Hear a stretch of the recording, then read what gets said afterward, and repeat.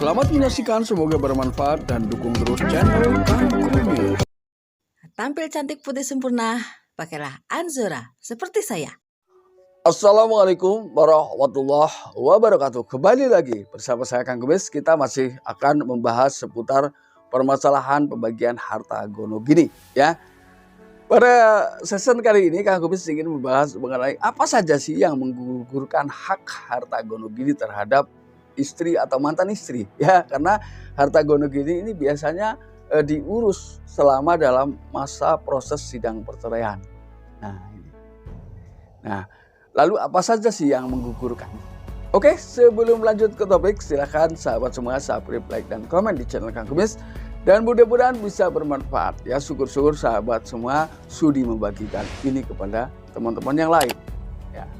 Di sini kita akan bahas ada 5 poin penting yang harus kita pahami mengenai apa saja sih yang membatalkan, yang menggugurkan hak harta gono gini atas mantan istri atau suami. Nah, di sini yaitu tidak adanya yang pertama adalah adanya komitmen awal atau perjanjian awal bahwa ketika seseorang menikah ini tidak akan meminta harta gono gini sepeser pun ketika terjadi perceraian. Ketika ada itu loh ya, karena ini sangat-sangat kecil kemungkinan terjadi seperti itu karena rata-rata ya hal itu tidak dipermasalahkan. Artinya jarang itu diucapkan ya, karena justru pada saat orang melakukan pendekatan yang dijanjikan kebahagiaan, bukan tidak mendapatkan ini itu. Dan setiap orang mengawali sebuah pernikahan itu tidak ada sama sekali yang diawali juga dengan niat perceraian. Ini yang perlu kita garis bawahi ya. Jadi hal itu juga sangat jarang sekali ya. Kalau toh ada, itu mungkin hanya beberapa saja. Ya, itu pun selama ini saya belum pernah dengar. Ya, ini yang pertama. Lalu yang kedua adalah kadang untuk menghindari hal tersebut, mereka berusaha untuk menghindari jangka waktu yang cukup lama dalam hal itu ya. Jadi diulur-ulur, tapi apapun itu sebetulnya tidak masuk dalam rangka membatalkan atau menggugurkan hak harta gono gini. Ya.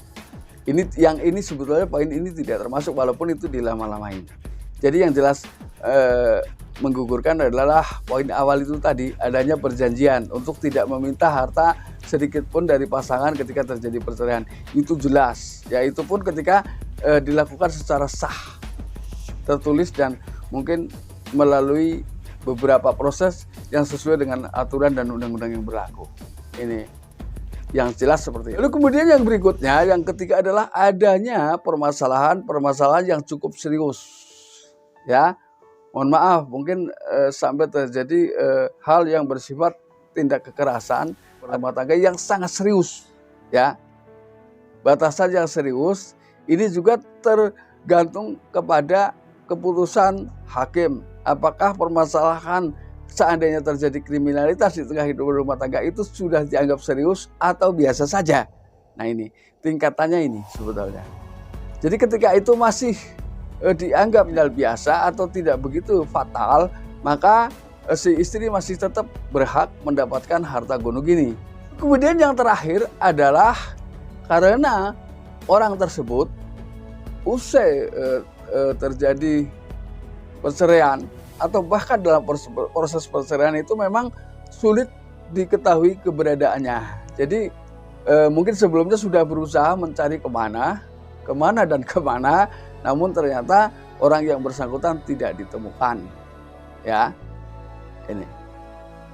ini maka berpengaruh dapat menggugurkan atas hak harta gono gini yang seharusnya dia dapatkan. Tapi karena orangnya tidak ada, ini bisa dianggap bahwa hak tersebut sudah gugur. Nah, tapi apapun itu adalah di sini tentunya keputusan hakim sangatlah membantu ya terhadap orang-orang yang memang ingin mendapatkan haknya gono gini. Jadi di sini kembali lagi keputusan hakim punya peran penting dalam menyelesaikan permasalahan ini, ya. Karena tentunya kebanyakan yang kita bahas perceraian tentu di situ ada anak yang sebetulnya anak tersebut tidak harus merasakan ya, tidak seharusnya ikut merasakan dampak dari perceraian kedua orang tuanya. Namun apapun itu secara nyata tetap terdampak minimnya adalah dari sisi psikologis anak ini. Makanya sebetulnya saya berharap kepada sahabat semua, hindarilah ya. Di samping perceraian itu adalah hal yang paling dibenci Allah ya. Perceraian itu sebetulnya karena banyak dampak yang bisa berakibat kurang baik terhadap perkembangan psikologis anak. Ini alasan secara sains ya. Kemudian yang berikutnya bahwa antara kita sesama manusia adalah memang diberi tugas untuk saling menyayangi dan saling mencintai, apalagi ketika seseorang sudah betul-betul terikat sebuah tali sakral, yaitu tali pernikahan. Nah, namun apapun itu ketika banyak permasalahan yang tidak bisa diselesaikan tentunya, namun apapun itu karena banyaknya permasalahan yang terus bertumpuk dan tidak mampu menyelesaikan, maka biasanya jalan terakhir adalah mengajukan gugatan cerai ke pengadilan agama setempat tentunya ya. Mengadukan perceraian atau melakukan gugatan cerai ke pengadilan agama ya. Nah, mudah-mudahan apa yang kami sampaikan bisa bermanfaat, dan kita akan bahas lagi nanti mengenai harta gonogini yang masih sifatnya belum jelas kedudukannya. Artinya harta itu memang masih dalam proses perjalanan menuju persentasenya. Artinya misalnya contoh ya, harta yang termasuk seharusnya dijadikan harta gonogini ini masih berposisi cicilan ya. Artinya harta itu memang belum lunas. Maka ini kita akan bahas nanti ya pada episode selanjutnya ya. Nah sahabat, mudah-mudahan apa yang kami sampaikan bisa bermanfaat, dan akhir kata salam harmonis bersama Kang Kewis. Gitu ya. Wassalamualaikum warahmatullahi wabarakatuh. Tampil cantik putih sempurna, pakailah Anzora seperti saya.